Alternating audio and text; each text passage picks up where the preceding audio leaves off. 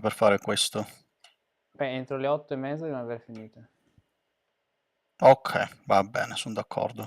Io entro le 8:15 dovrei partire per Dove cucinare vai? qualcosina e andare a letto subito. No, no, nient'altro, devo cucinare qualcosina e andare a letto subito Guarda che perché ho dormito 3 ore. guarda che ti sentono le persone adesso, eh. Ah, vabbè, mi sentono pure. Non ho detto niente di strano. Ok, andiamo qua, andiamo anche qua. Poi dopo metterò le altre cose così puoi andare anche su. Non adesso, ma un altro giorno puoi andare su TikTok. Non adesso, ma... Allora, Bach, Ciaccona. Ok.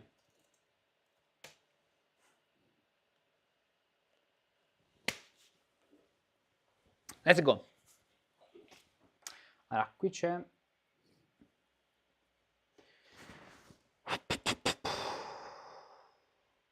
il coso e ci serve lo spartito, giusto? Mhm.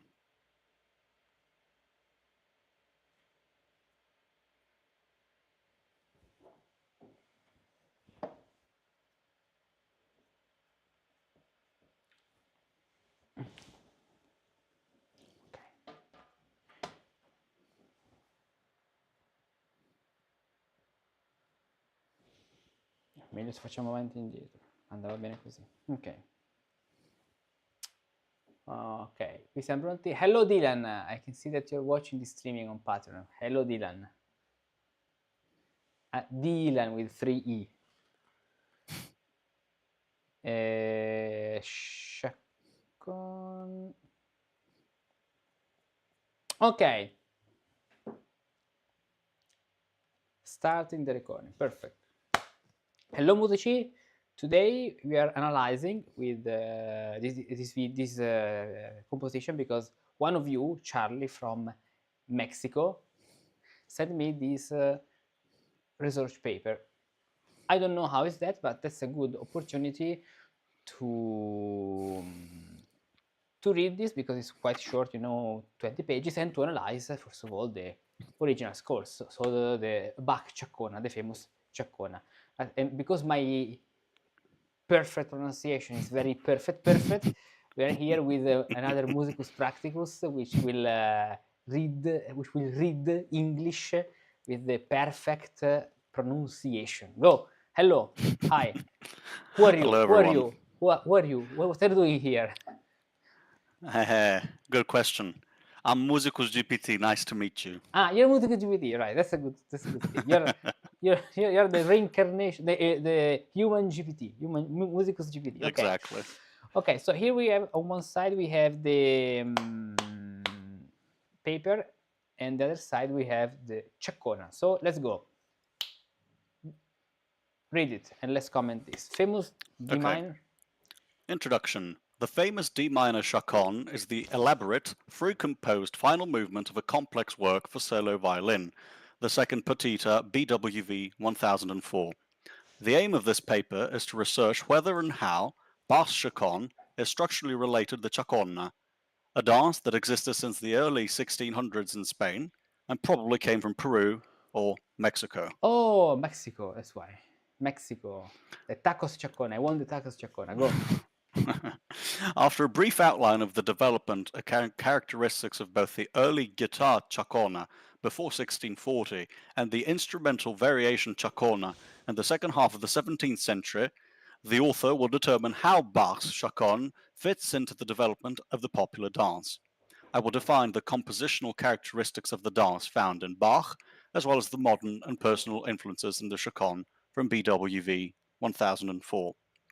Finally, ideas for interpretation and performance will be suggested based on the findings of this and additional research. Okay, so in general we are talking about this piece, the very famous Ciaccona, which is in the D minor partita for the violin, the famous which goes pa pa pa pa pa pa sol fa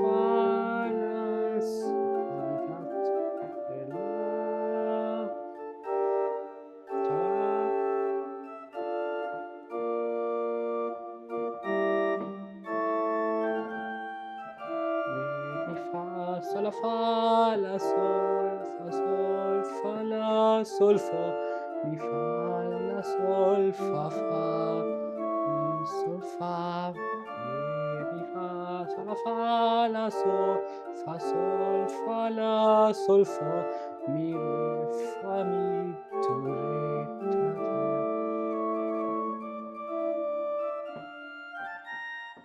and going on that way. So let's continue this. So this introduction, I guess, will be very short, but you know, academic papers are always like, okay. Let's go. The evolution of the Ciaccona. What's this Ciaccona? Early guitar music in Spain and Italy. Early mention of the terminus Ciaccona appears in Spain towards the end of the 16th century, usually in connection with Latin America and pointing out its Mexican or Indian or mulattian descent. Lope de Vega, Josef de Valdivielso, and others describe the sensual character of the dance and its closeness to the simple people. A popular refrain is Vida, vida bona, vida, vámonos a Ciaccona. Vámonos. V is B. Let's go. In Spanish. Okay. You add the yes, but I mean, andiamo noi. But when you say V, they say B, vida, vida. Well, yes, it depends on what type of Spanish you speak, but typically at the beginning of the phrase it's b, and then it's when it's in a phrase it's w. Okay, good. De la Cerca complains about the unusual and seductive body movements, and Lope de Vega writes in 1632, God forgive Vicente Espinel, who brought us this novelty and the 5 causes of the guitar, because of which the noble instruments are already being forgotten, like the danzas, with the gestures and lascivious movements of the chaconas, which bring such offense to the chastity and decorous silence of women. So, addition from Musicus GPT, apparently the chacona was considered pretty sexual, like the sarabanda. Because yes, if you remember, maybe. The sarabanda is from that part of the world too, but when it was introduced to the French court, it became more elegant. True. And with de la cerca,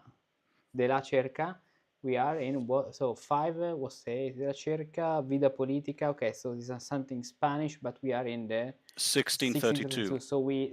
Okay, French have already destroyed the original taste of the Ciaccona. No, it's always always French fault. You can always count on the French. Exactly. No written musical examples from before 1628 of this Spanish dance have been found. However, with a Spanish king traveling to Napoli, the 5-string chitarra spagnola became the instrument of the day in Italy.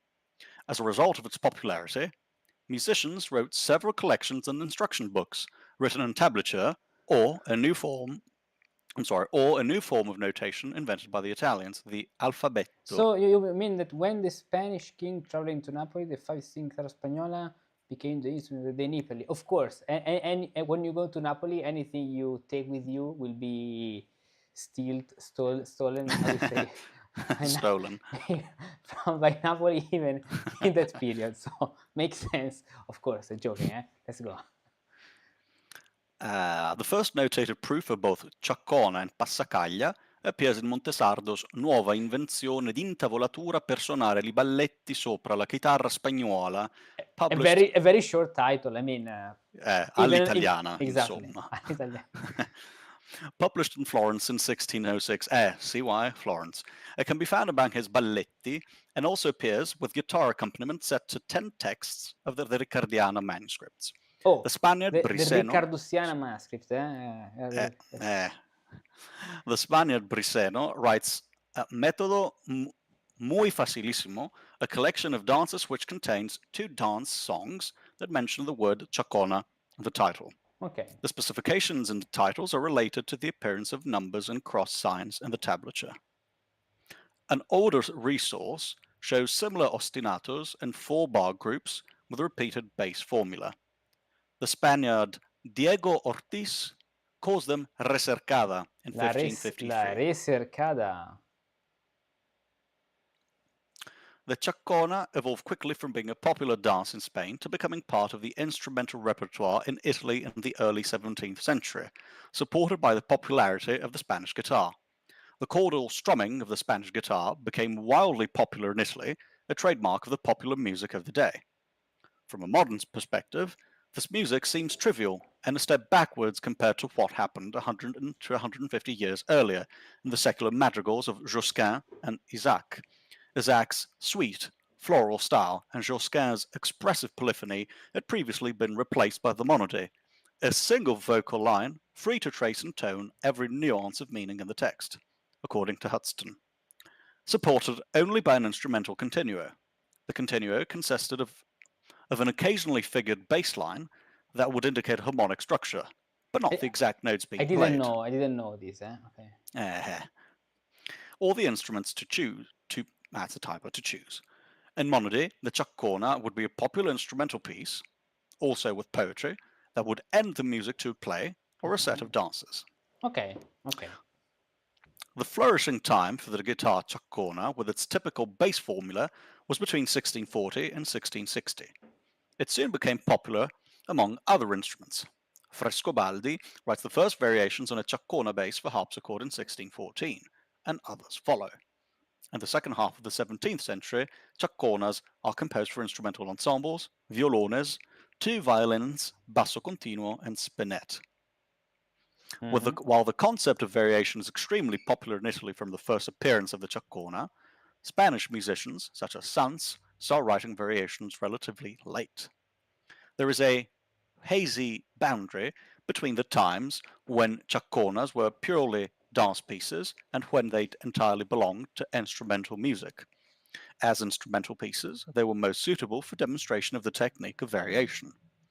Scores show the words variatio, passeggiato, mutanze, fantasia, aria, smenuito, which all mean variation. The variation ciaccona remained popular until the mid-18th century.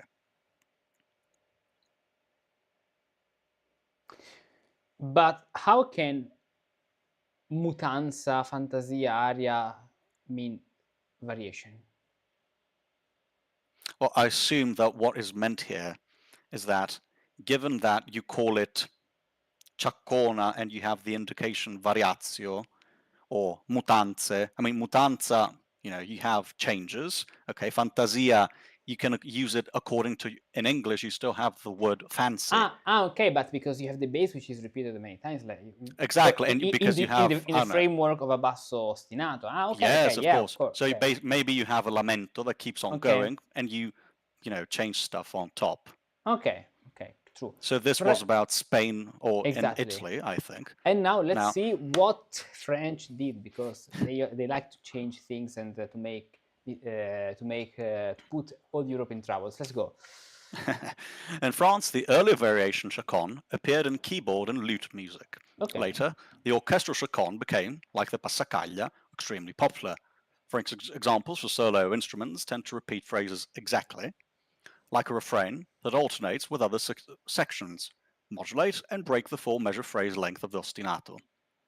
Hudson points out repetition and breaking the phrase length, modulation and double dotting derived from ballet to be typical characteristics of the French chaconne. But who's this Hudson? Let me see.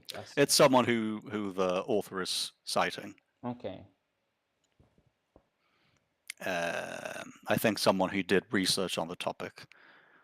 The orchestral chaconne developed later as part of ballets and operas and has sections marked by modes, usually the parallel minor for the middle section. The different sections can be orchestrated differently, for example with only woodwinds for the minor part. The orchestral version is far more popular in France.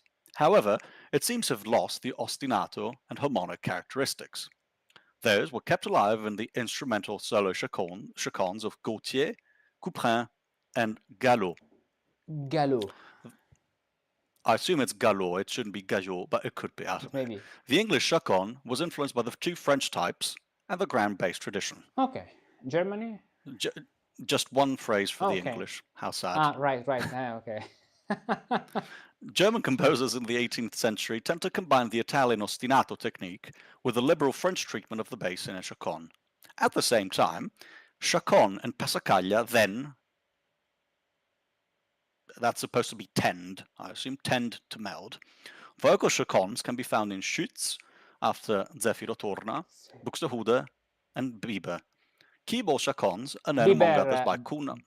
Bieber, the Baroque composer. We're not Justin. talking. Okay, no, it's not Justin, of course. Imagine baby, baby, baby, yeah, or Ciaccona style. Exactly. Let's go. Keyboard chaconnes are known among others by Kuhnau, Fischer, Krieger, Böhm, Pachelbel, Kellner, Händel, and Johann Sebastian Bach. Pachelbel and Buxtehude wrote important chaconnes for the organ that were influenced by the Italian ostinato rather than the French ballet chaconne. The German chaconne marks the final state of development for the genre. Composers wrote highly challenging solo instrumental works, such as Bach's famous chaconne in D minor, that incorporates the basic harmonic progressions into a highly polyphonic piece.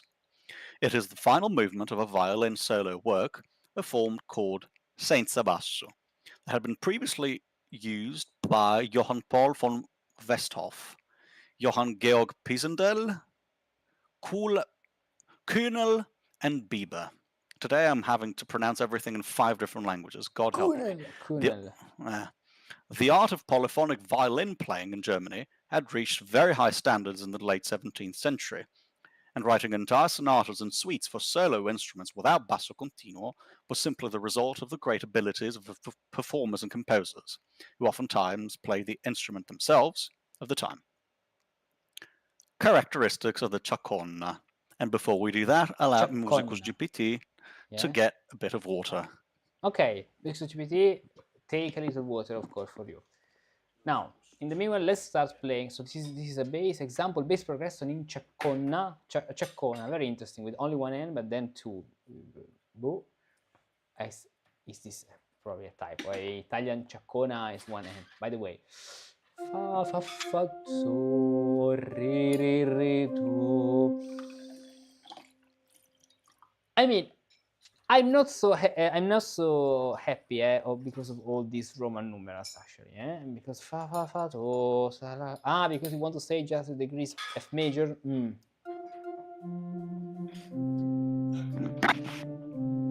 Musicus GPT is back. Let's go. So we have the guitar Ciaccona before 1640. The dances found in Montesardo's tablature are called ciaccona and present an ostinato in 3 different keys. They're organized in groups of 4 measures and present the chord sequence 1 5 6 1. That most likely was used 1 5 6. Okay, yes. That was most likely used for diminution and improvisation. And here we have the examples.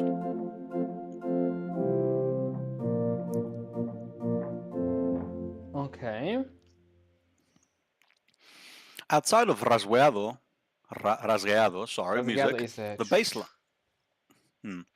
the bass lines associated with ciaccona music are formed on the roots of triads and the same progressions. The Spanish guitar, with its 5 strings, the 5th string being tuned an octave higher, will always play in versions of chords, which makes it a perfect chordal and continuo instrument. It can be completed with a bass instrument, such as the violone. Okay. The bass progression can have a variant in which 6 is replaced by 4 or 1 4, I'm sorry. Okay. The main characteristics of the ciaccona in early guitar music are repetition, instrumental variation, and the characteristic rasgueado, strumming technique of the Baroque guitar. Ostinato patterns are not very complex, usually only 2 phrases long, with no key change or rhythmic change within 1-2 phrase pattern. Hudson mentions a single example of a modulating ciaccona in Riccardiana, manuscript 2804. While the passacaglia can be major or minor, an early ciaccona will always be in major, with a few rare exceptions. The dance ciaccona are always in a triple meter. Okay, yes, this is something very interesting because we can find several ciacconas based on a specific bass line. For example, this one, fa, tu, sol, mi, fa, sol, do. But if we check German ciacconas, for example, Buxtehude ciaccona, Bach's ciaccona, Pachelbel's ciaccona, they tend to be in even in minor mode with orlamento bass, not necessarily with the famous Ciaccona bass. Okay. The variation chaconne. Bass lines. With the chaconne being played outside rasgado guitar music, the basic framework becomes essentially melodic. The bass lines remain similar to those of example 1, but can be played in other positions than just the root. Other basses result from placing 7 for 5 and filling in the intervals from 1 up to 5. Outside of guitar music, the basses are often repeated or rhythmically altered. The anacrasis of 2 quarters in the beginning is typical for the French and German chaconne, and can be found in Italy as well. Amper voice is an There's example of for melodic frameworks that may occur in a melody. Okay, la sol fa, mi fa, which is basically our Romanesca at the end. Okay. These melodic frameworks were ornamented, repeated, and used as guidelines for improvisation. Okay. Tempo and rhythm. As a rasgado does, the chaconne in Italy and Spain was animated, rather fast. When the variation form developed, the melodic complexity increased and the tempo slowed down considerably. In France, the appearance of dotted rhythm slowed the form down even more, but is still somewhat faster than the passacaglia in Italy and France. The French orchestral chaconne has a slightly lighter mood due to the dotted rhythm. Minor sections are sometimes marked tendrement, tenderly. The dotted figure becomes a characteristic, for example in Lully's chaconne from Assis and Galatée, dotted 8 notes may occur as well. As the variation chaconne moves from Italy to other countries, the bass becomes less syncopated. Meter. The variation forms maintain the typical 3/4 meter. 4-bar groups of 3/4, sometimes in 3/2, or in rare occasions in 6/8, are notated. The note values contained in those 4-bar groupings can be regrouped into 2 measures of 3/2, or hemiolas. Such hemiolas, also possible in 6/4, where the second 2 measures are in 3/2, are often emphasized in guitar music, and change the structure of the music to a dialogue, question and answer. Mode. A few French chaconnes for clavecin are in the minor mode, couperin, Geoffroy. English chaconnes may also be in either mode. As mentioned above, later French chaconnes often include a middle section on the parallel minor, which can be called passacaille. However, most variation chaconnes, like the original dance, are in the major mode. Okay. Ostinato, ostinato within a phrase. The essential ostinato of the bass line, although highly varied, often inspired composers to add still other ostinato effects. Since the basses themselves do not allow much chordal variety, a harmonic ostinato can be observed. Far more frequent is the random or designed mixture of basses. Far more frequent is the random or designed mixture of basses. I don't understand this phrase. Me neither, possibly is going to be explained soon. Usually, the chaconne bass is introduced in the beginning, and then changes according to a plan, or at random. Italian composers in the second quarter of the 17th century favor basso ostinato in vocal music, while the changing basses occur in keyboard music, especially in France and Germany. Occasionally, the upper voices also contribute to the ostinato effect of the single phrase by creating couplets, pairs of phrases. Another French technique. Such pairs can be unified by common motive, their texture, for example arpeggio scale, chords, a rhythm, or both a cadence and a texture. French examples for solo instrument repeat phrases exactly.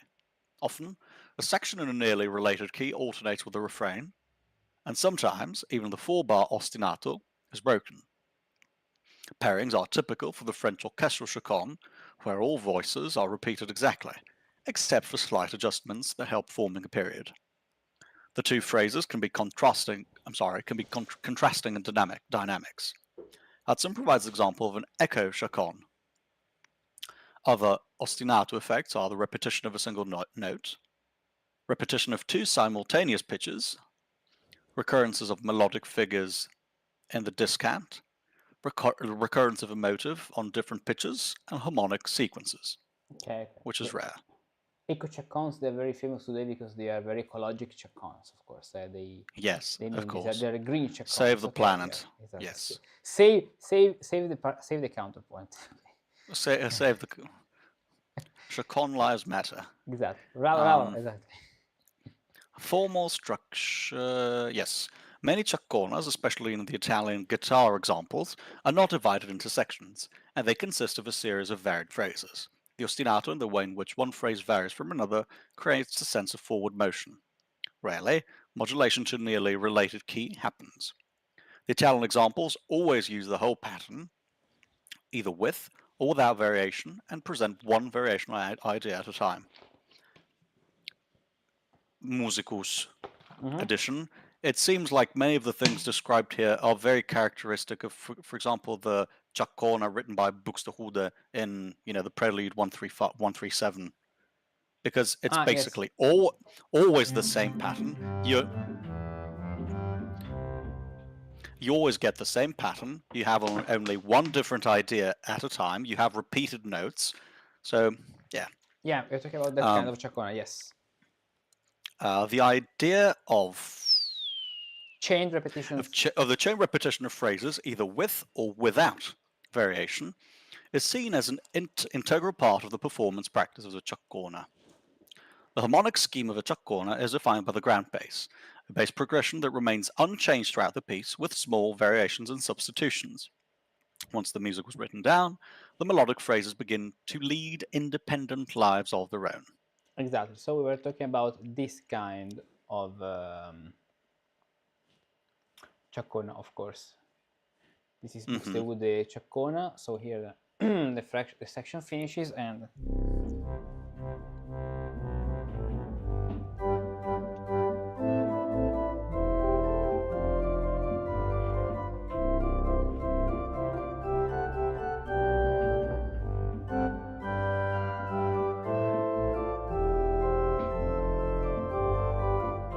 ton fa mi fa re mi do so and continues that way. Yes. Okay, and finally we arrive to our Ciaccona, the Ciaccone by Johann Sebastian Bach. So let's see, because then there is an analysis of each bar, so we can focus on each section, analyzing the music. Let's see the introduction. So, Walter. Johann Gottfried Walter defines a chaconne in Musikalisches Lexikon as follows. I mean, I'll read the translation. Yeah. Go to English. Dance an instrumental piece whose bass subject usually contains 4 measures and 3/4, and remains unchanged for as long as the above composed variation or couplets are being played. So wait The a bass subject. Dance and instrumental pieces. Okay. It's the definition is providing for the chaconne. Okay, instrumental pieces whose bass subject usually contains 4 measures in 3/4. So it's setting the framework of 4 measures in 3/4 and remains unchanged. So it's saying for as long as the above composed variation or couplet are being played. Okay, clear. The bass subject itself can be diminished and changed, but not made longer in measures. Okay. This, with the exception of measures 129 to 133 and the final cadence, true for Bach's famous violin Ciaccona from Partita number 2, BWV 1004. It is built in groups of 4 measures, with variations and diminutions on the bass ostinato as follows. Okay, and this is the rhythmic variations of the bass theme in measure 5/8. Pam pa pam pa pa pam la fa sol la. Okay, in those kinds. In those kinds of pieces, one would wander from modo maiore to modum minorem, Major, and vice versa. Yes. And because of the obligation, will incorporate such things as are not allowed in composition regulariter. Translation by the author. So in regular composition, probably it's talking about changing from the major from the minor to the major, because there's a section where the mode changes suddenly. So this is it's not common practice in the Baroque period to switch from a section during the piece from D minor to D major, but change the key signature, I mean a whole section in D major. That's why. Basso ostinato at the beginning of the major part, indeed, as you can see, this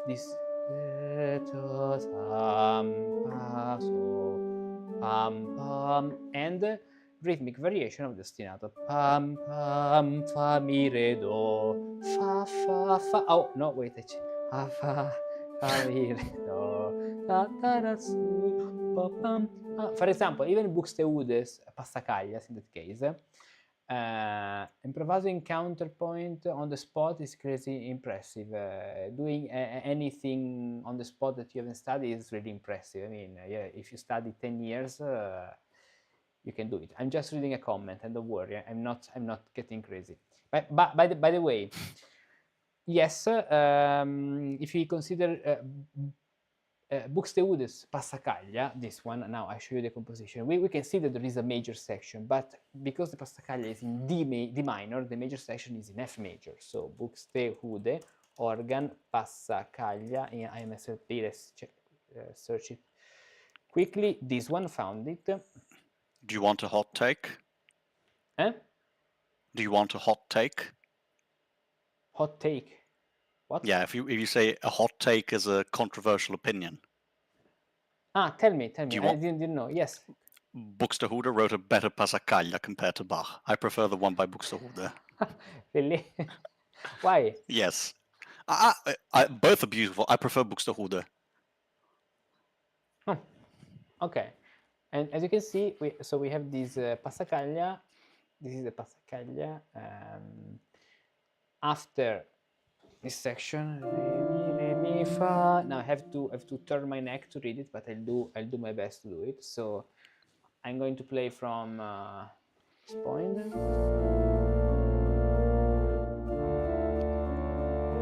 Sol fa mi re mi fa sol fa sol la sol la re.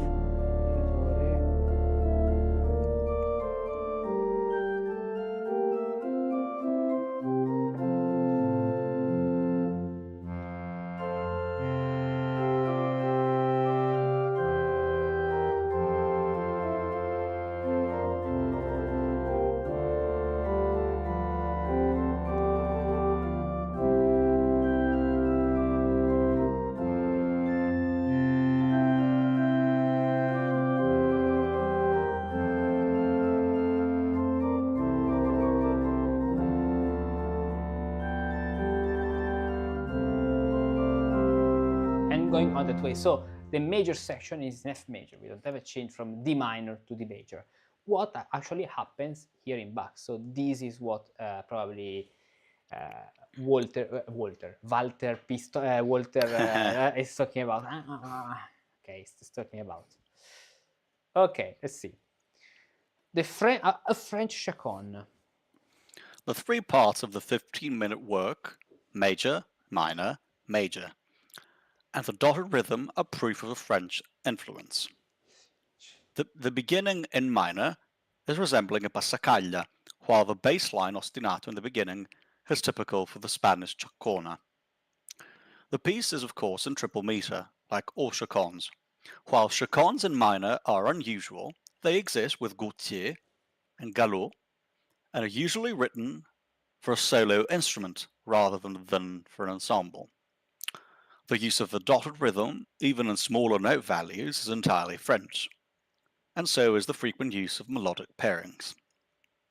Some of the most obvious characteristics that have been found in comparison and study of the Bach score in terms of chaconne tradition are named in the following chart. A few of the choral quotations that Bach uses are written in the score. Also view chapter Chaconne Danse or Tombeau, along with the annotations about the French style. Okay, and finally we arrive to the core of this essence, because now there are only a few things to read, but we have to analyze the composition. So let's see now. Measure 1/4. What's happening here? Let's do this way. Let's define the number of the bar, and let's play it from the original score. Then let's analyze it. Let's read this and let's make our comparison. So first of all, bars 1 and 4. Here is the Ciaccona. So where is the pen? Here is the pen. Okay, and this is the section 1, 2, 3, and 4. There's something very important to notice, first of all, that this Ciaccona is starting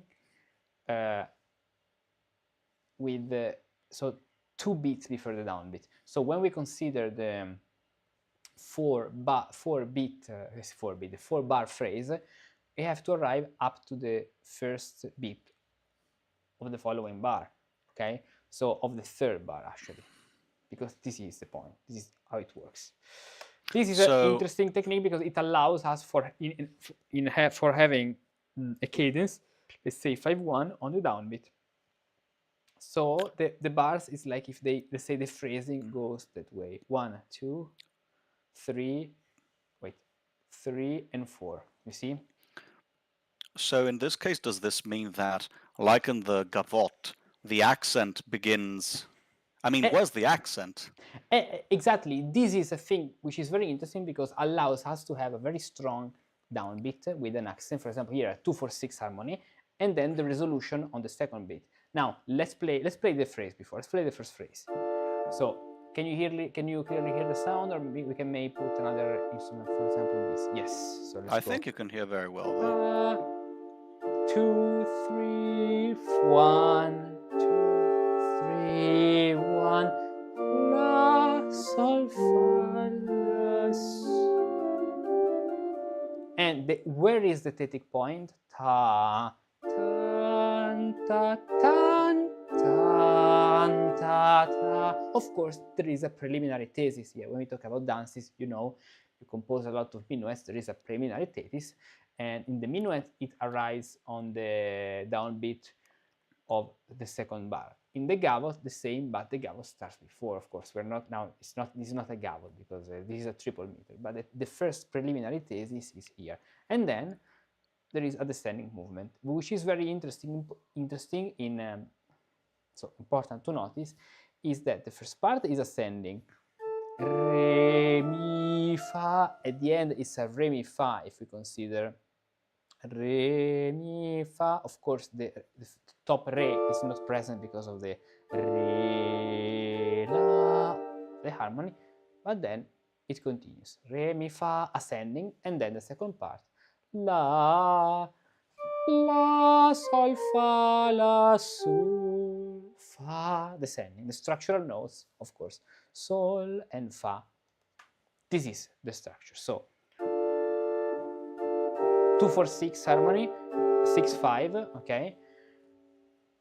So 2-4-6 and 6-5. Tell me the basso continuo. For example. Tell me what you can see. Where is the harmony change? So one of the most important things we have to notice is where the harmony is change, tends to change. Where's the next change? Let me see. Well, we then have a 3-5-3 again. So yes, on the downbeat 3-5. A 3-5. Okay, then that's a 5-3. So another 5-3.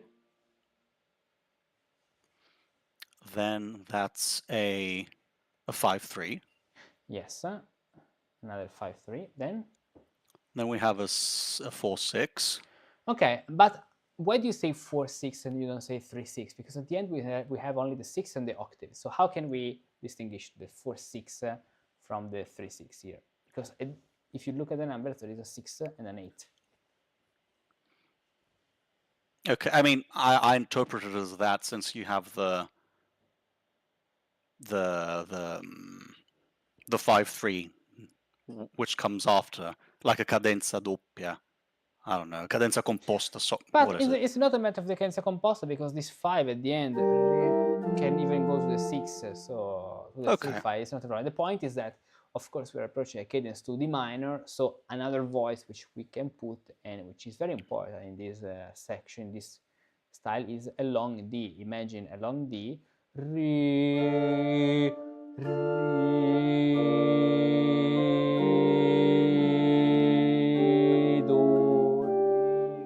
it's the same principle of the indugio. In the indugio, that's why we have the 4/6, because it's the first degree in the indugio. If I want to play an indugio in D minor, I start on degree 4, and here is the 6/4, which arrives on degree 1 as 3/6 and the 6/4. Here it is, the 6/4, the same one.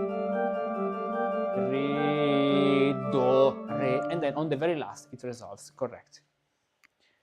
Okay, so this is what's happening in this first section, and there is someone who says that there are some chorales hidden in this Ciaccona. For example, someone says that there is the Christ lag in Todesbanden. Re, do, re, sa. Let's see it now. Bars number 1 and 4. Bass ostinato introduced 4-bar pattern. Okay, now okay, that's Ciaccona. We don't care about the Roman numerals things, otherwise I'm not feeling better. The harmonic ostinato is consistent, okay, throughout the entire piece. Bass ostinato is introduced once in its entirely. Anacrusis rests on 1-2 quarters. Okay, anacrusis, okay. Described by Hudson as fundamental pattern. Okay. Ciaccona di contratempo.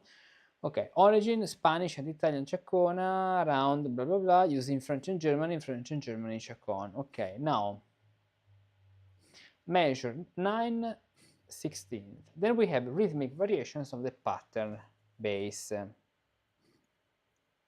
Rhythmic variations of the pattern base. So it says rhythmic variation of bass pattern. Let's see. 9/16. So this one. 1, 2, 3, 4, 5. So 9/16. 9 to 16, yeah. And from 4 to 9? Ah, okay, because it's repeated, okay.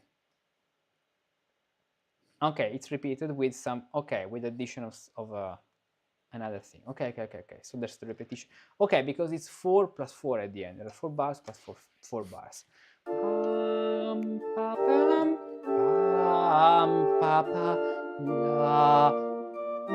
Then it moves very high, and we can see a 6/5 harmony here. Okay. Fa, la, sol, mi, fa. Here it is. And so was my... Sorry, yeah, go ahead. What's very important to notice in the contrast is that we have the phrase A, let's say the blue section in the same position, but the section B, instead of being in a lower position, now it's in a higher position. You see? Mm-hmm. Yeah, tell me. Given that the second time he uses a 6/5 was my original interpretation of... okay. Yeah, true. Makes sense because of that B. Re, do, true. Mm-hmm. Now, from 9 to 16. So 1, 2, 3, 4, 5, 6, 7, 8. This is 8, which is the end. Of course, 9 is here. So 9, the new section started from this point. Even though, so why does the phrase start on bar number 8? Because it should start this point, but it takes a little upbeats to the first beat of the previous phrase to engage the figuration. Re, mi, fa, sol, la, so, sol, sol, fa, la, sol, fa, mi, la, sol, fa, mi, re, mi, sol, fa, mi, re, mi, fa, sol, la, sol, fa, la, sol, fa, mi, fa, sol, fa, re, mi, re. And a clear, strong cadence where we have bar 16. Okay. Okay. Let's identify. Let's write the basso continuo. What's happening here? How would you call this one? That is a 4, 6. It's a 2/4/6. It's a 2/4/6. Yes. Then that is a 5, 6, 5, 3, 3, 5, 6, whatever. Yes. Yeah, it's a 6/5. Then That is a 3-5-8. 3-5-8. You see 3-5-8 because yes, at the end is a resolution. Then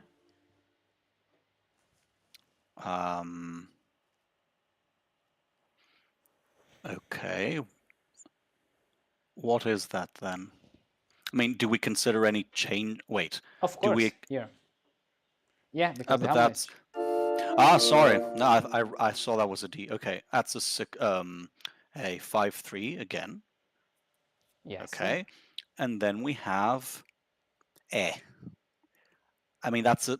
If we consider just that final little thing, it's sorry, that's a G. So it's a what is that?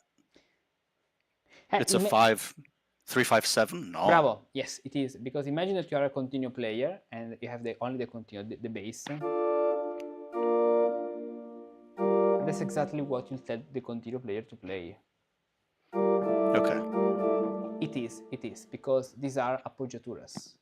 So Okay. we could write 7 then with the flat. Okay. And then the cadence re, do, re, la, and then there's the repetition with the only difference that in this section, instead of, you see, instead of a 7th, what's happening now? We cannot write anymore 7, but what do we write? There's no anymore 7. Wait, let me see. So that is a B flat. Then we have a 4 and what the hell is that? That's second and an augmented second. Yeah, so we sharpened second. Yeah, sharp second. Then we have a 4th, and what's missing? If we want to add 6. one more note, the 6. Exactly. So this is, in modern terms, the inversion of the diminished third chord, inversion right? of diminished chord. Exactly. This allows us to land with a 6-4 to prepare the cadence. Indeed, because we have this fa, B flat, fa, 6-4. You see, contrary motion, re, and the cadence. That's it. Then he says rhythmic variation of bass pattern and nothing else. French keyboard Ciaccona in the second quarter. French keyboard Ciaccona in the second quarter of the 17th century. Now I don't understand what it does mean with origin. Origin of the style of the kind of variation of this development. Yeah, essentially.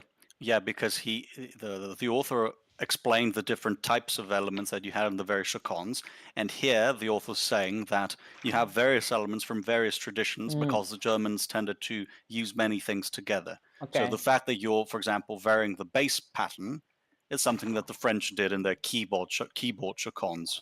So it's trying to find the origin of this. Okay. Yeah, to explain how and why. Then 124. So there is 124. Okay, because it's not going linearly. It's 124. So from the beginning up to 24. Let's see what's happening here. So we have to go from 16, actually, or better, 17 to 16. But oh, wait a moment, I'm getting crazy. The number. I was remembering. I remember 19. No, 16. So 17 to 24. 17, 24. I'm going. Musicus Practicus needs to go to the bathroom. Just a sec. Be right back. Okay. Yeah, okay. Go.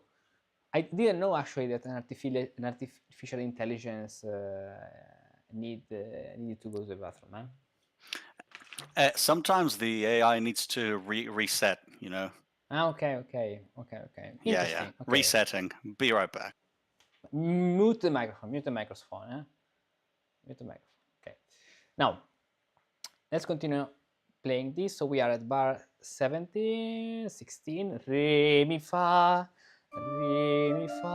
sol, la, fa, mi, fa, la, sol, la, fa, sol, fa, mi, re, mi, fa, sol, mi, fa, re, mi, fa, sol, la, fa, mi, fa, la, sol, la, fa, sol, fa, mi, re, mi, fa, sol, mi. Okay, and then something different is going to happen because now we have a dotted rhythm in all these sections.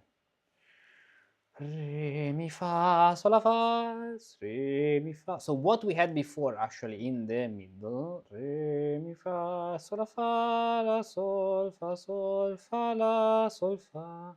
Now it's going to be approached here, even though it's a little different. Fa, mi, fa, la, sol, fa, mi, re, do, re, mi, fa, sol, mi, fa, this way. And then it's going to be repeated. So 16, 17, 18, 19, 20, 21, 2, 3, and 4, 24 here, the downbeat. Good, good, good. No? Okay. Then, just checking a couple of things. Now. Fa, la, do, la, do, do. Okay. Then, let's even play what's happening in the following section. So the interesting thing we can notice from bar 24 is that the polyphony we had before disappears. Now there's more melodic development. Fa, fa, so fam, fa, re, ru, re, sol, la, fa, do, fa, la, sol, fa, sol, la, ti, do, ti. Fa, mi, fa, sol, fa, la, sol, fa, mi, fa, la, re, fa, mi, sol, fa, di, re, do, re, sol, fa, do, ti, do, ti, do, ti, do, ti, do, ti, do, ti. Fa, fa, la, sol, fa, mi, la, sol, fa, re, sol, fa, mi, re, fa, mi, re, do, tan, ten, don, ta, ri, da, ri, da, tu, ri, ru, ri, ru, ru.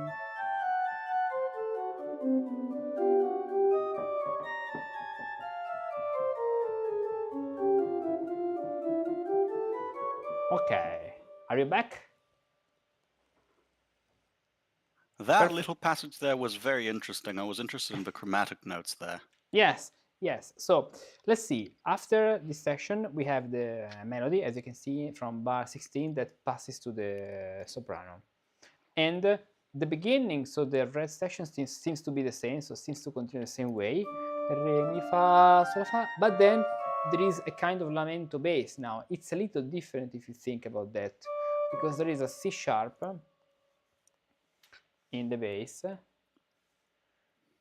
where we should expect a D. And so there is a C, a kind of lamento bass. So let's say that this subject at the end can be embodied with the lamento bass, because at the end it's a lamento bass. Fa, fa, fa. Okay, how can we classify? How can we define this with harmony? I mean, what's happening here from a basso figure bass point of view? D minor, okay, but what's this?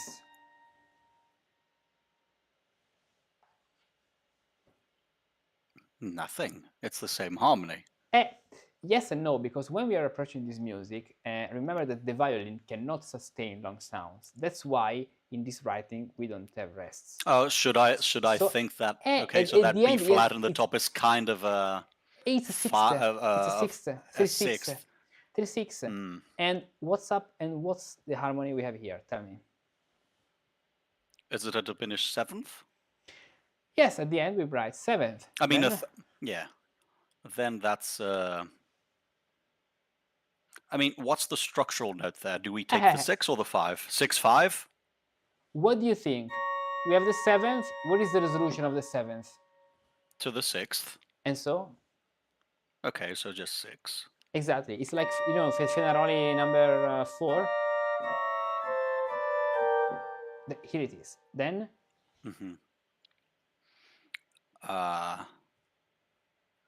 Oh wait, 6, and then that's a 2/4/6. Exactly. In that case, we have the 2/4/6. Sharpened 2/4/6, yeah. Of course. Sharpened 4. Yes, just enough to write this. Then? So 6/3, which then, I mean, do we take that F natural into consideration? Yes and no. You can write diminished 5, but even if you don't write it, it's clear. Because it's very fast to notice. Okay. So then we have a 2. What is that? And that's a 4. The E is a 4. Okay. you have to start with the notes that are present. So what's the complete number of this 4? 2, 4, 6, right? Let me see. 4, 2, 4, 6. Yeah, 2, 4, 6.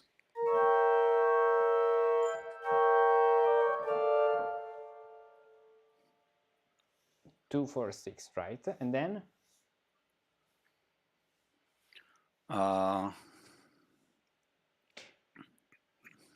because it remains up to this point, 2, 4, 6, we can say it remains. No? And then we have 6, 4. I mean 4, 6.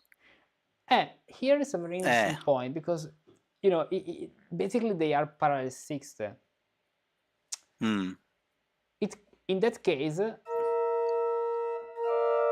imagine that we have a D. It could be a 3/6 as well as a 4/6.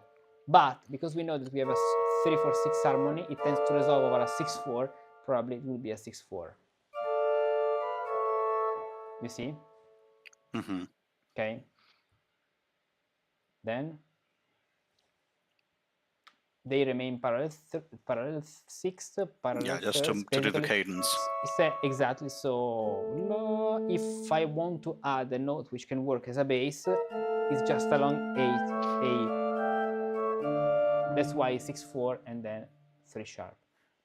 Fa la. So here we have, if we want to find a figure bass, we can, and we have to extrapolate the bass, which means that here the bass to extrapolate is fa la, an octave down, for example. Fa la re, this way. So that becomes fa la re. Let's see. And now the second section, the repetition.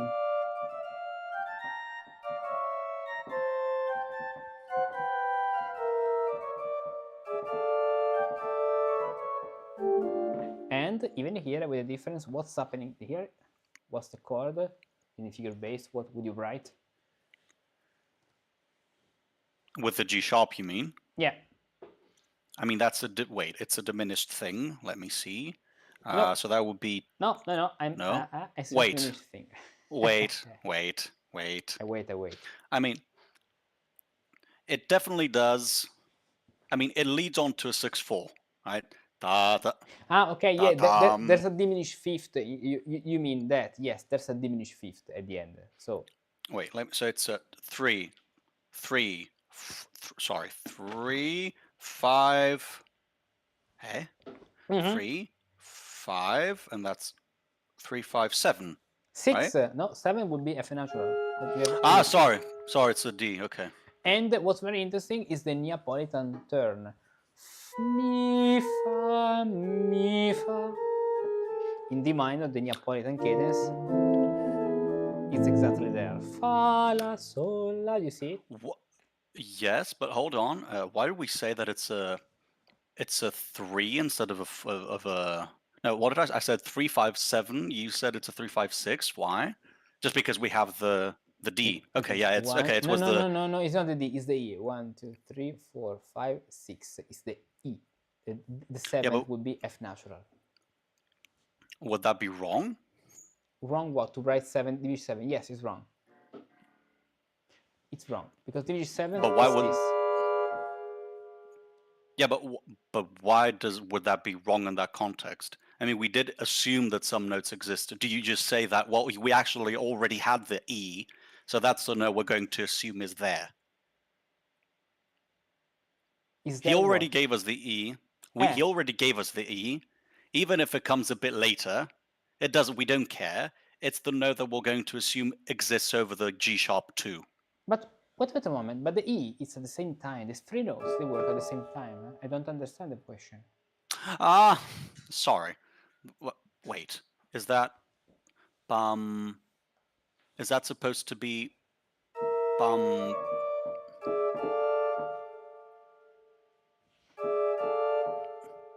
Okay, I'm just tired. Sorry, it was written in a way, and I thought it was. Never mind. Okay. And another thing which is very important in support this thing is that we have this E, which remains here, which is sustained, and from this 2 4 6, or better, this is a 4, from this 2 4 6, it becomes 6 5. Okay. Then and then of course 6 4, la, 3 5, and the cadence. So 6 4.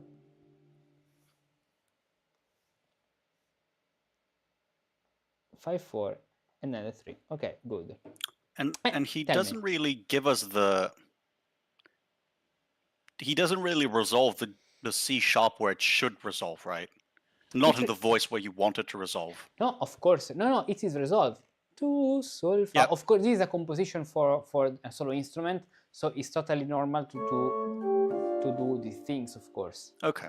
Because it's in a framework where a possible continuo player can play very, with only a bourdon, very slower harmonization. It could work. Why not? Continuo player, just a few notes. Would be even very beautiful. Imagine someone performing this composition in a church, and the organist just with a very, very, very soft register playing the basso continuo. Would be very beautiful. It's something I have to ask a violinist to do this, because it would be very nice. Okay, now a new section, but let's come back to the other paper. So it says from 124, dotted rhythms in quarter note, eighth note, rhythm variations, French variation technique. True. Now, what's happening?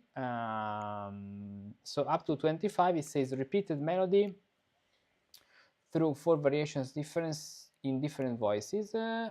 Okay, terminus, phrase, pairing with variation, couplet, French orchestra Ciaccona.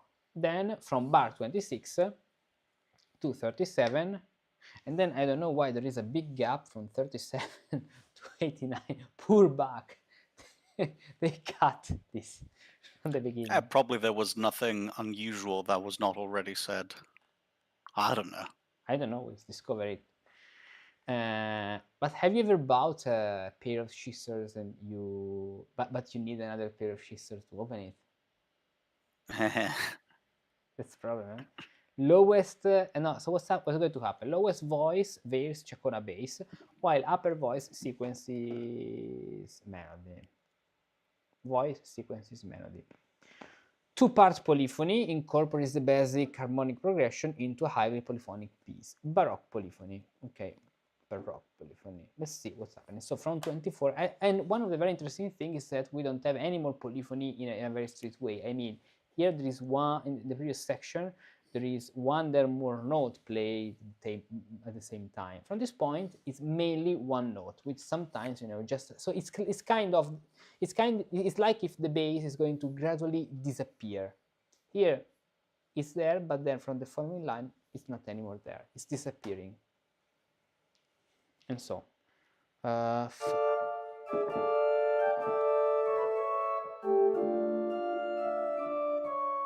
re, do. For example, that re, do here is made as an effect, so it's a part of the melody, but re, do, then it's played with the main voice, okay?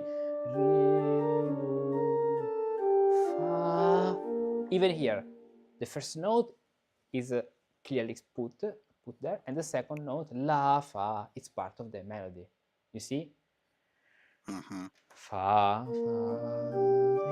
sol, la, do, ta, ta, and on the final cadence of this section, a faster rhythm starts. So, fa, mi, fa, sol, la, fa, sol, fa, mi.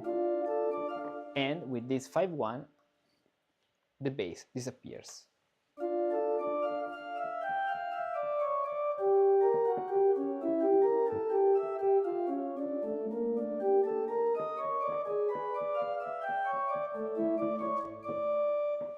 And of course, this is something which goes in couples. So this is the cadence of what? Of the new phrase, which goes from 24, 5, 6, 7, 8, 9, 10, 30, 1, and 32. Okay, what's happening here? First of all, we have the first phrase. Now, I know that you have a question about the chromaticism. re, sol, la, fa, do, fa, la, sol, fa, da, da, do, do. Fa, sol, si, la, sol. Question and now the answer section. Re, re, do, re, fa, sol, la. What we should do actually to see notice all of this consists in finding in A putting the bass. bass exactly. So let's do it with the color red. Re, we have this re, which is the end, and then we should expect re,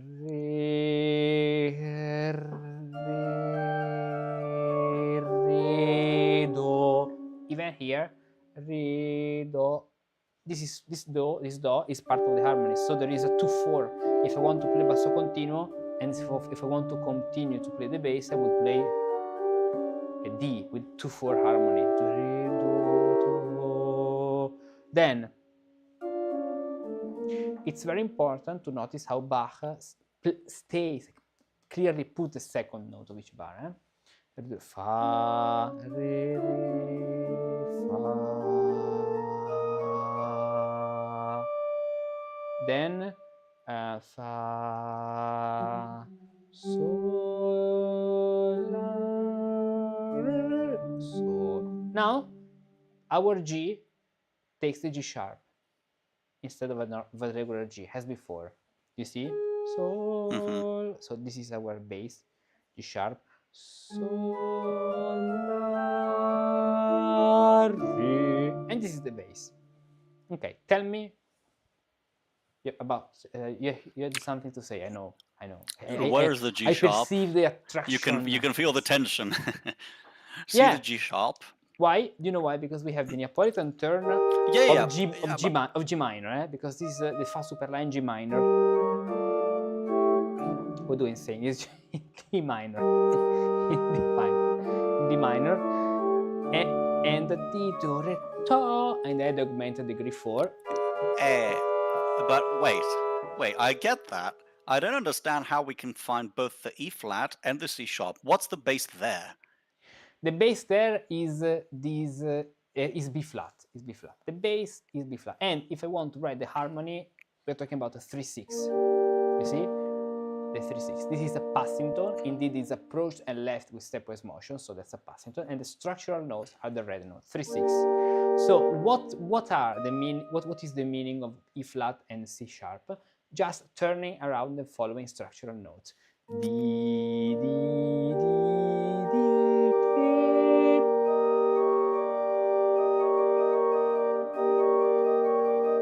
You see? So basically, he does the same turn he does in the bass, ta-da-da, but he does in the melody too. Perfect. The same turn, exactly. The same thing. The same thing we found before. Let's see. Where is it? Ah, here. Yes. Now it's in the melody. It's developing the melody, but no, it's not. No. It's actually not the same, because he's doing that around D, around note D. Yeah, but I mean the idea is he wants a turn. So Yeah. ta-da-da. The turn we're talking about, it will be between B flat and G sharp. Ta. This is a turn which is within the turn. Exactly. Yeah. Exactly. That's why it sounds so chromatic, because we have Fa, La, Sol, Fa, Sol. There are two turns. One faster here, and another one slower. Yes. So we can do that when we're on the what is that? The 6th degree of the. If we're doing a Neapolitan turn, we can also kind of play with the melody and introduce that E flat and in this case E flat and C sharp before a cadence in general, just to add a bit of spiciness, right? Let's try. For example, let's say we want to do a cadence in E minor. The Neapolitan turn, the Neapolitan cadence is on the 4th degree, 4, 5, 1. So E minor means F natural is the Neapolitan 6. So this is the basic of the Neapolitan cadence, right? Mm-hmm. Now our question is, what's the relationship between the F natural and E flat? Sorry, I mean B flat and E flat. It's a fourth. So if we have F, we should be able to introduce in E minor something like this. So yes. In this case, you see A is in the bass.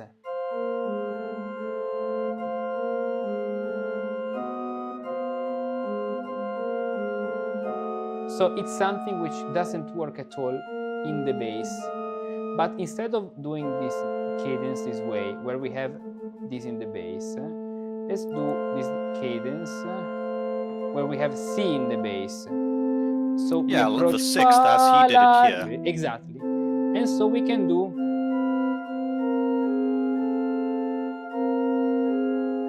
yes, exactly. Fa, sol, la, la. Exactly, it is.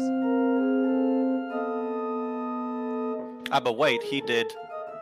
Yeah, but he did it also in the bass, the slower turn. So do. Yeah. Because now I'm playing with polyphony. If I want to transpose this. Okay. No. Here. So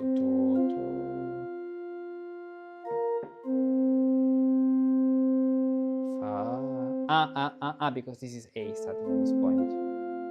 So the 6th degree in E minor. So we are in. Wait a moment. We are in D minor. So this 6th degree in E minor would be C.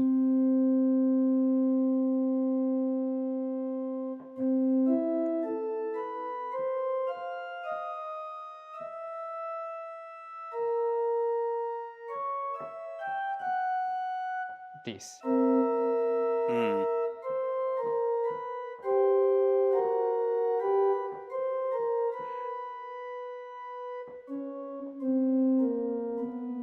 Because this is happening. This is happening on the 5th degree. Fa, la, re.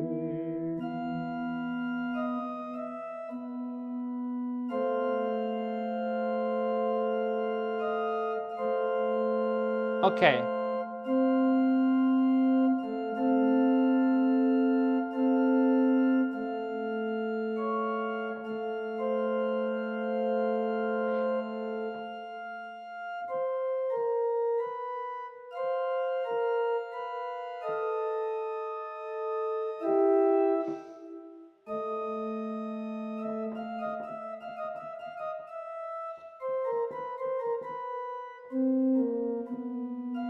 And this cannot match the other one.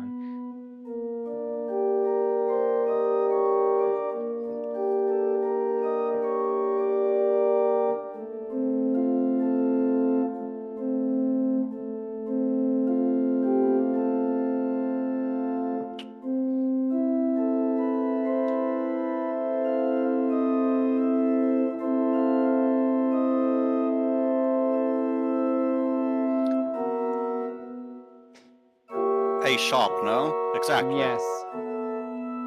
Do you know why? Because here we don't have a clear bass which stays in one voice. So this is something which would be supposed to be in the bass.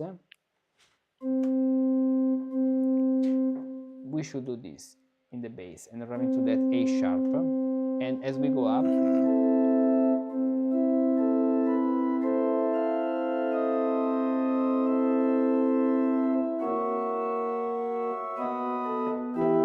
here. So instead of doing fa, la, re, you can do fa, sol, la, re. Indeed, the true fa super la, the authentic fa super la of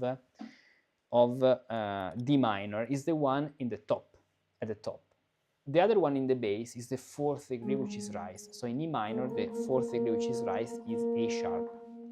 So let's say that we are for this reason in E minor.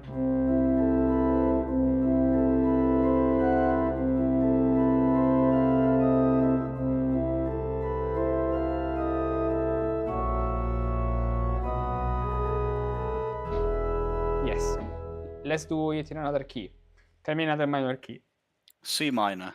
I was thinking the same key actually. It's my, it's my favorite key. Okay. My favorite minor So key. C minor, we must be on the 6th degree, which is A flat. Okay, so A flat, and we need the 3/6 harmony. And what we have to ask ourselves is what's the relationship. So D B, it's a third. So this thing will be on the C note. So.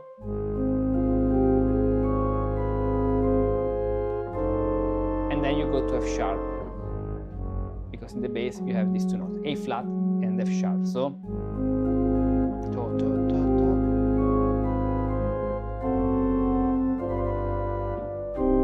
and you can do the cadence right. Another key. Bo. Bo. G minor. Bo minor. G minor. G minor. Bo minor is E flat. So E flat.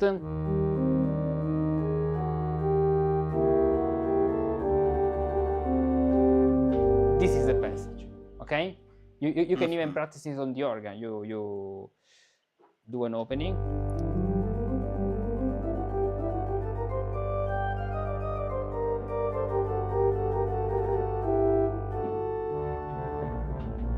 Then you do a sequence.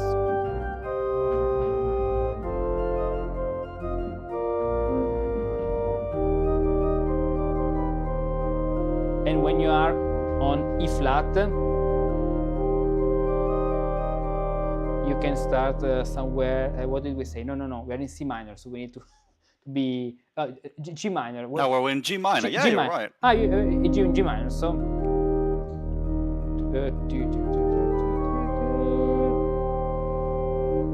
So it's around G.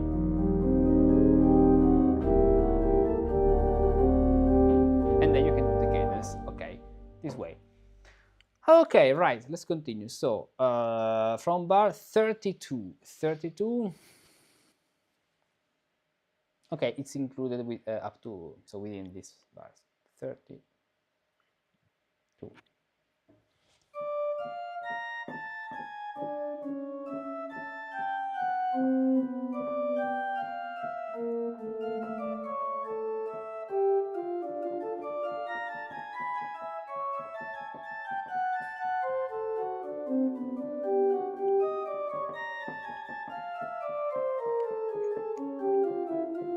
Here it is, 32, 3, 4, 5, 6, 7, 8, 9, and 40. Okay. So 40. What's happening at this point? Basically, I can see, you know what, a diminution, because there is here moving with eighth notes, and then ta da da da da. Look, ta da fa la sol, fa la sol. Ta da di ta da din. Ta ta di. Then this is maybe changed a little, okay, yes, because here is approaching a more final conclusive cadence. So this is going to be changed, but it's kind of variation with the addition of more diminution and the G sharp in the second time, even here. Sa sol la pa pa pam pam pam.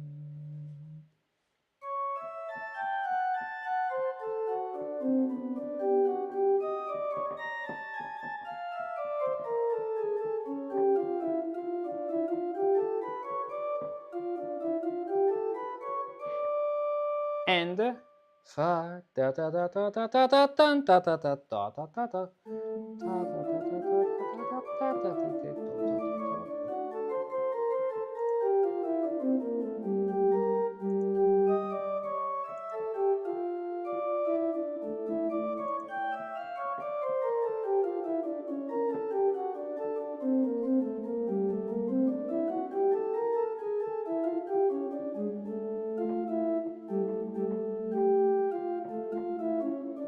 Okay, then from 37 to 89, it doesn't say anything. Why? Lowest voice varies Ciaccona bass, while upper voice sequence is minor. These two parapolyphony, okay, something we have already said basically. So up to 89, I see, I guess, is something which is entirely based on the violin technique. So let's see what's happening. We have to put the main bass, of course. So do, so, pa, do, ta, do, la,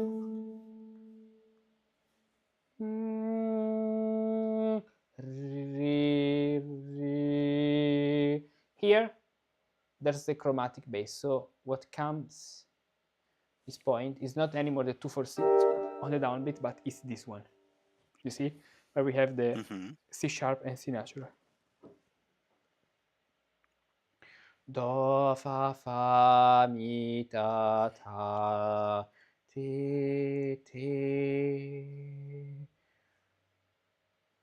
po. Interesting. Tin, ti, to. And now? Pi, pi, pi, pi, pa. Okay, that's why I was I didn't check this line. Yes.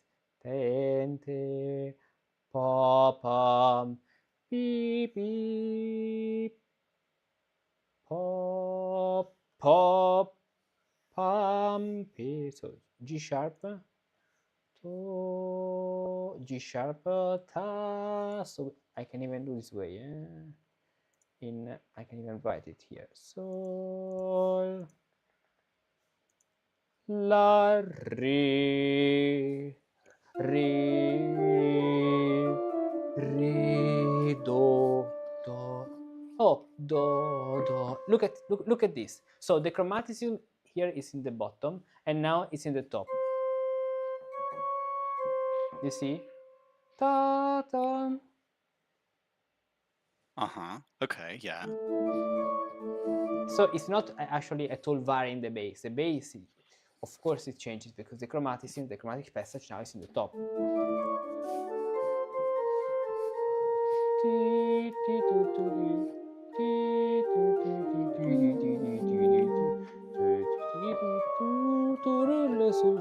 So here we don't have the chromaticism on B natural, B flat. It remains B flat.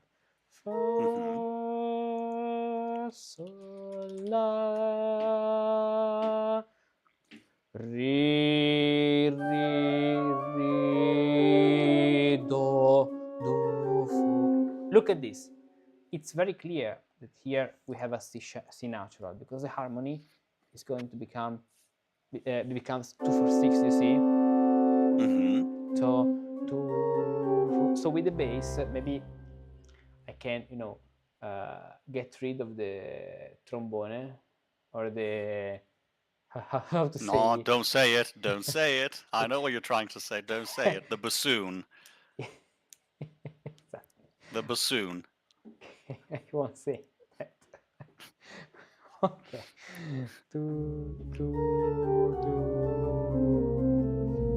B flat. So we don't have the chromaticism as well. In the second couple. This can be a very nice place to play on the organ, where with the hands you play the violin, with the bass you play the pedal, the bass. So, la, this way. And we put this. I can even do.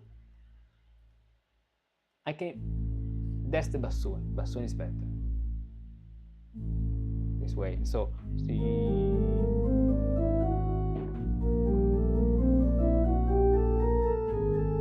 la.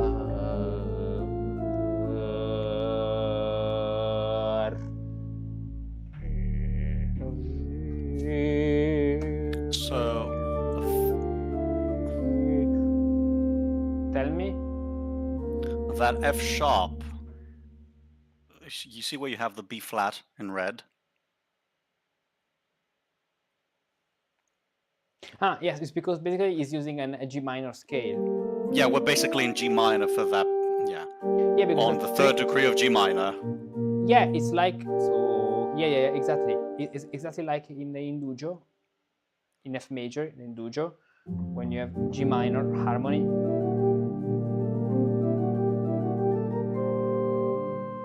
You can use this. You see? Alla Mozart, yeah. Exactly.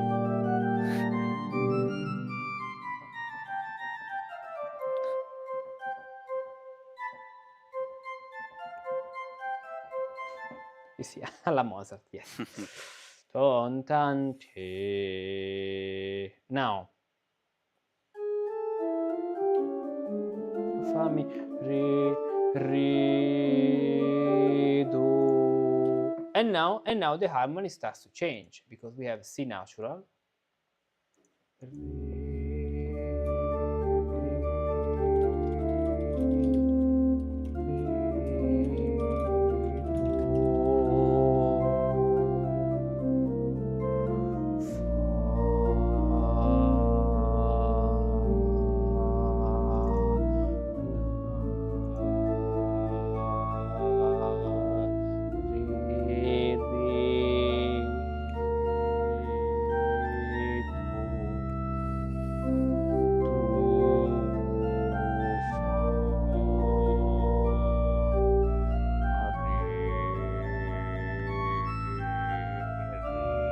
So we And get here he uses the lamento clearly, the unlike clear before. lamento without the chromaticism or without syncopation. It's very clear. La, sol, fa, mi.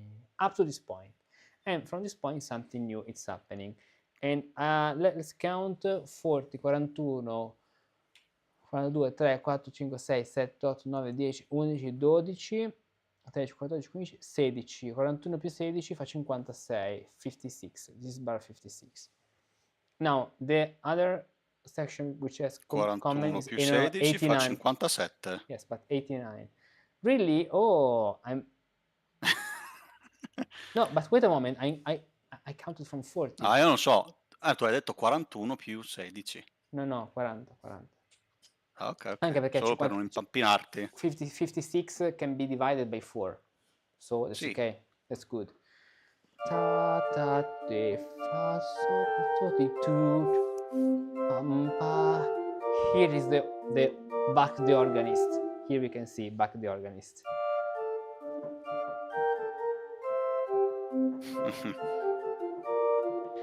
It's a 3 down, 2 up at all at the end on the lamento bass. La, sol, fa, la, sol, fa, fa, la.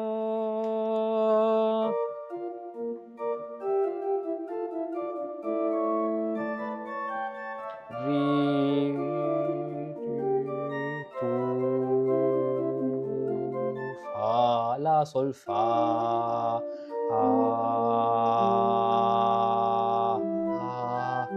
And what about this harmony? Why do you think there is a B nut? Because it's very strange, this harmony. Listen to this passage. I'm going to play from this point up to the cadence. So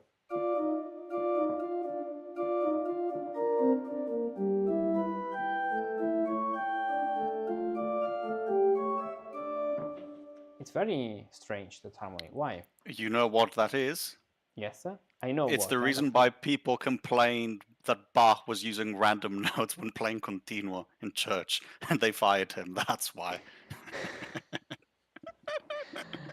Yeah, at the end, No, because but it's using the melodic scale. So the C sharp is B natural is going to move to C sharp. Dun, dun, dun, dun. You see? but wait, what's the bass there? The bass there is G. Do we actually believe? Okay. Pa, pa, pa. Do you believe in G or do you believe in A? No, wait. No, I believe in G, pero so we have a G, but what is that harmony? It's basically E minor. Yes. Sol, sol. Because it's 4-part harmony. Fa, mi. it's 4-part harmony where the 4 voices move with arpeggios, and so we need the melodic scale. That's why. You see?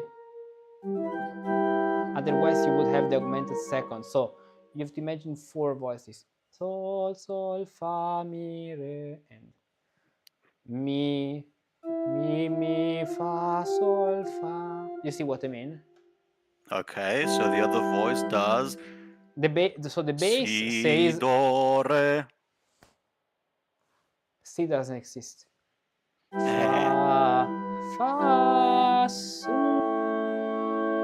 la, sol, la.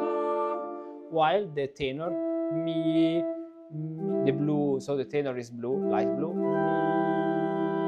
fa, sol, fa. You see? And the top voice, Yeah, but sol, sol, fa, mi, re, sol, sol, fa, mi, re. Tell me? I mean, is it that bad if it does that augmented second? It's an arpeggio. With an arpeggio, that's not so bad at the end, eh?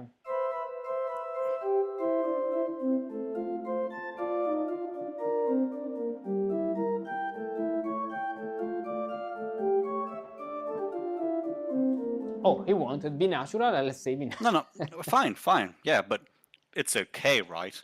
It's not Palestrina.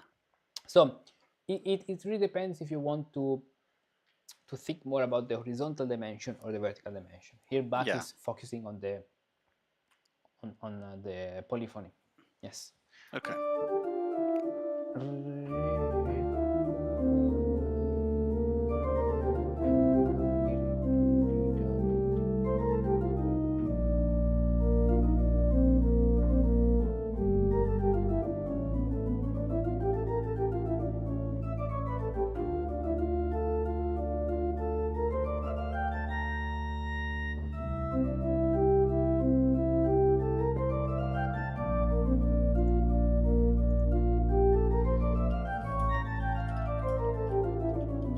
That's a very interesting thing, you know.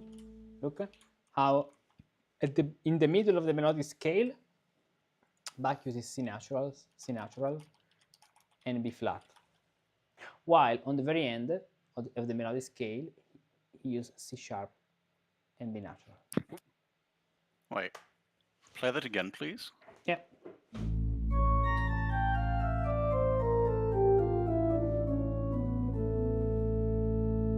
And because you may even use, but it's better, of course, as Bach did, because it's much more clear that you're concluding there and then rising.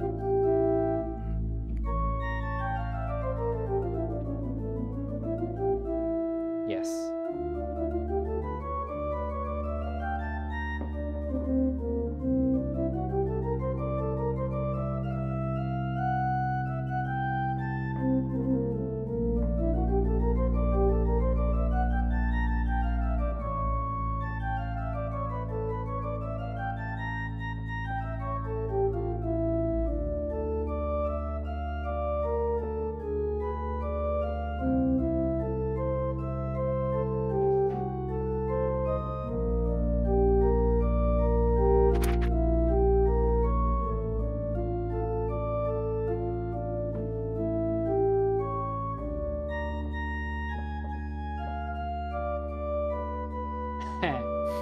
And this section is very interesting because it's putting another harmony on D. So now we can see the nose here, but on D he's doing, you know what? 3, 3, 5. What?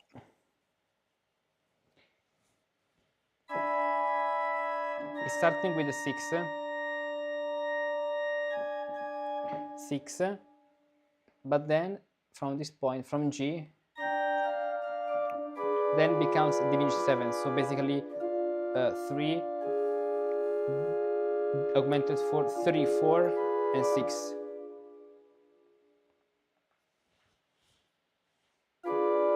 And then 3, 6, And then there is C natural, because from this point it becomes C natural. And so again 6 4 3. You see? Mm-hmm. With a 3 flat. Even here, but from this point, so B flat. So 2, 4, and 6. This. So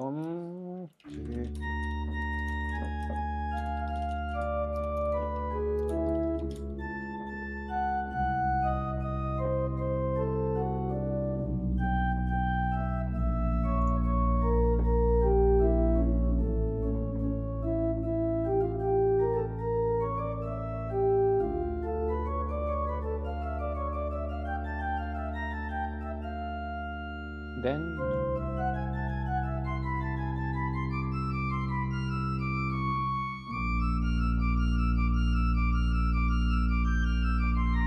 this part is very beautiful because re mi fa mi re fa mi re fa mi re.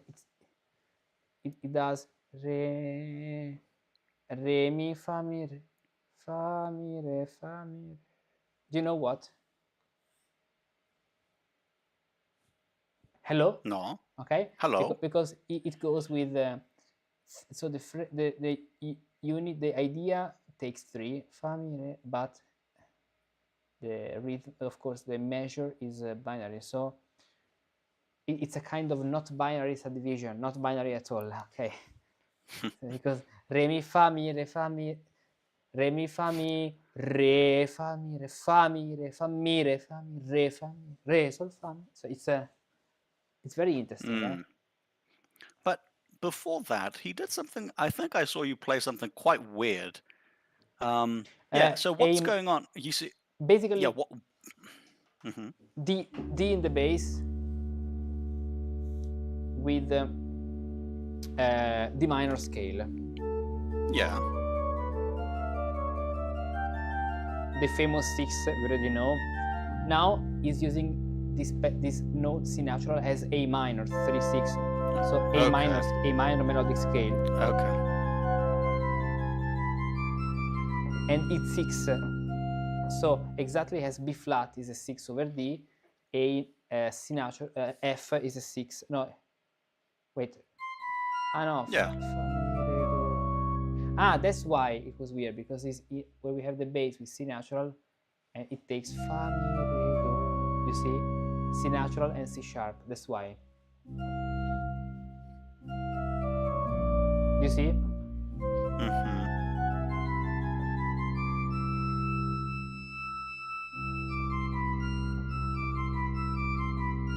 Basically, what's Bach trying to do here is transposing this up a fifth. So this up a fifth. But it's something that doesn't work at all on the same note, because you should have an A to make it work at all. Not a C natural, but it doesn't care. So it's like if the correct note in the bass, to be very precise, should be an A. Because F is a 6 over A. Re 6. Oh, repeat. Re 6. Then 3.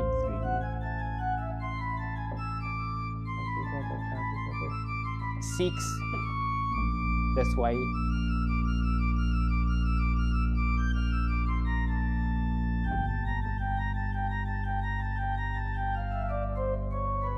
And then the same game, the same not binary subdivision here.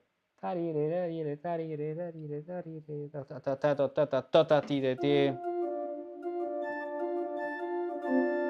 then he starts writing the arpeggio, and you have to continue to play with these arpeggios. Mm-hmm. Okay, and this is bar number, let's count it. 6, 7, 8, 9, 10, 11, 12, 13, 14, 15, 16, 17, 18, non è che sono convinto io, 36, 7, 8, 60.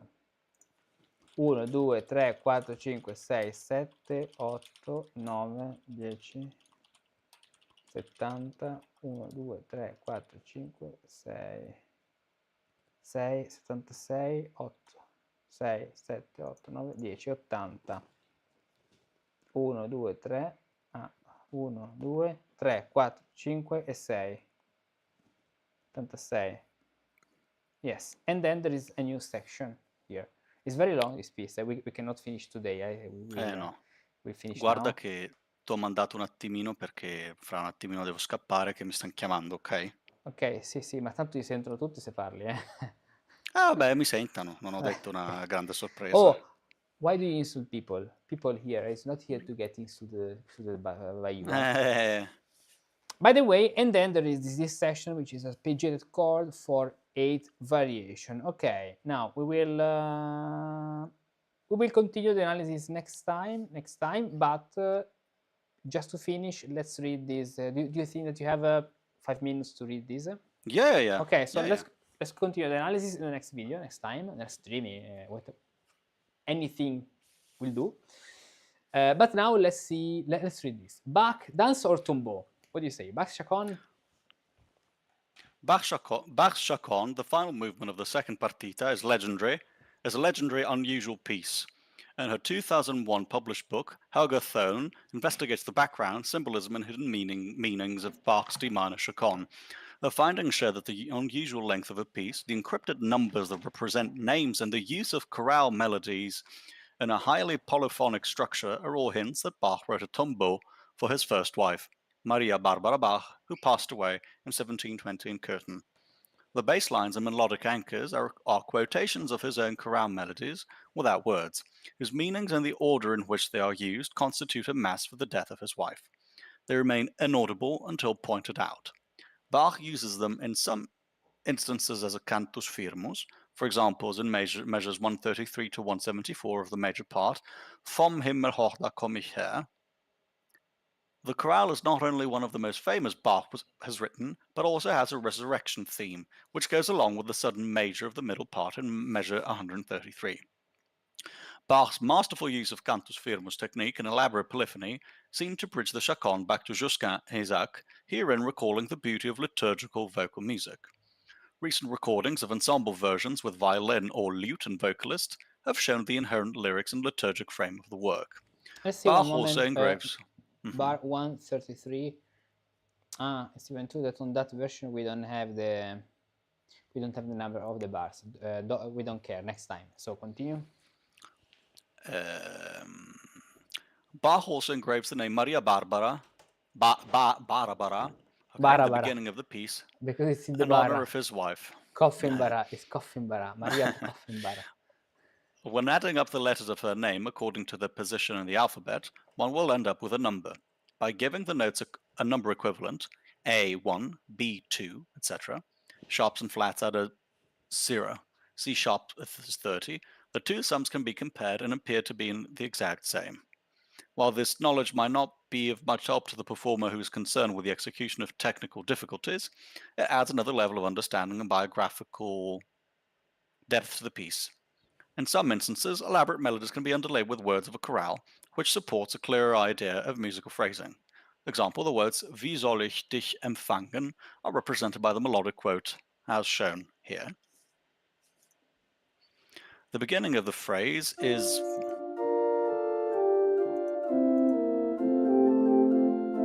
Okay. Yeah. Hold on, I misclicked. Let me see again. Okay. The beginning of the phrase is marked by F sharp, or the word V, on the beat 1 of measure 137, a typical phrase elision where a near variation begins on the last note of a previous 4-bar ostinato. In Ciaccona practice, a very common compositional tool. Most performers, however, start the new phrase after beat 1 on the beat, a decision that has to be questioned if one knows the underlying text to the music. Okay. Now, about that point of the chorale vom Himmel hoch, so let's conclude with this. I have some doubt about how can this be true. I mean, of course, the chorale vom Himmel hoch says vom Himmel hoch, this is the first phrase of the chorale, okay? And if we go to the next section, in the meanwhile that you were reading, so bar 1, so that point 133 should be this one, where it starts to begin, it starts the major mode. He's basically saying that fa, mi, re, mi, fa, mi, re, mi, do, re, fa. There should be fa, mi, re, do, there should be a chorale for mi melodic here. Actually, I think that this is a very forced interpretation. What do you think? I mean, He's saying, so what's the number of the bar, just to be precise? 133, 174. It's basically the chorale. It's the bass itself transposed. It's a coincidence. I mean, it's not like you have the most unusual of basses. There's nothing particularly unusual. I mean, if you had, I don't know, another chorale which is very distinct, such as non com, for example, yeah. But here you just have re, do, la, do, re.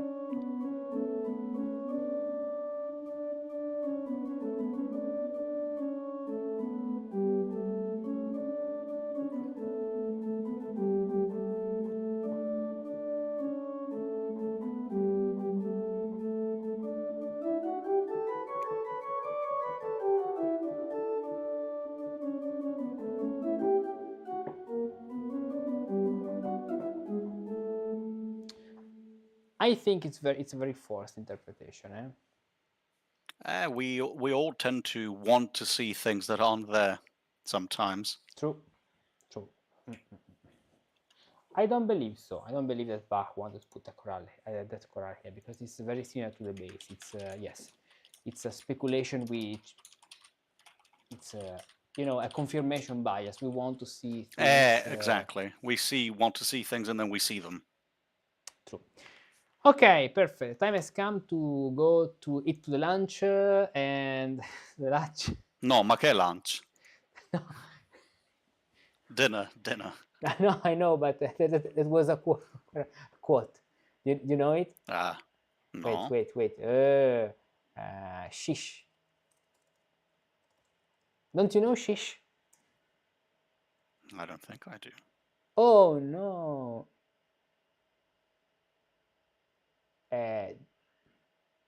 This one, wait. You have to finish with this.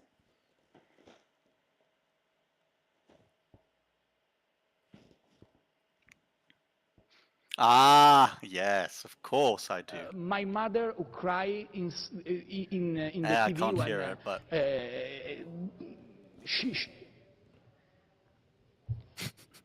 she felt the Berlin walls destroyed by the people. Because the idea, without marketing and commercial structure, the results are not good. But for a country, this is also the representation of possibility. He was a worker, so he invented. I don't know if they can hear on stream. I can't hear it, but I've seen it before, and just seeing it makes me laugh. A genius. He wasn't able to use the copyright. License, come si dice brevetto? License in 80, adesso come spesso accade in questi momenti, tocca al now is the time to eat to the lunch, and therefore Italian politician is absolutely crucial to say, now is the time of lunch. Now is the time of lunch. Exactly, of dinner. Evviva Renzi. Exactly. So have a nice day and mind your own business. Bye. It's time for lunch. Exactly. For lunching people from a house.